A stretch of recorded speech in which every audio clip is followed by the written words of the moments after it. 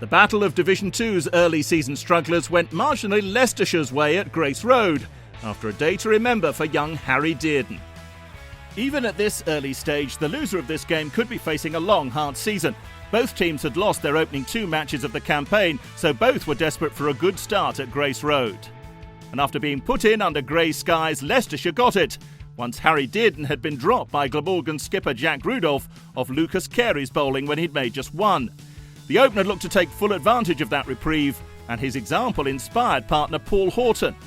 By lunch, Glamorgan had turned to spin in a bid to stem the flow of runs, but the hosts were 81 without loss.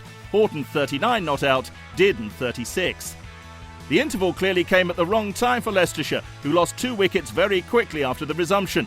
Horton was bowled by Carey for 41, and Neil Dexter rather limply edged behind off the very next ball. Worse soon followed for the home side, when Ned Eckersley, promoted to captain with Mark Cosgrove suspended, was comprehensively beaten by Michael Hogan for just a single.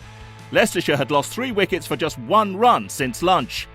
While all this was going on, Dearden made steady progress at the other end, and the 19-year-old duly reached his maiden half-century in county cricket with the 7th boundary of his innings. The rather more experienced Mark Patini kept Dearden company as Leicestershire's recovery from that mini-collapse continued. But the teenager fell just 13 short of his century, bowled by Andrew Salter for 87, Leicestershire 177 for 4 at tea. Cameron Delport was quickly into his stride after the interval on his first-class debut for Leicestershire, but after that huge 6, the South African was bowled by Salter. But Patini was now well set, and the former Essex man reached his 2nd half-century in as many games.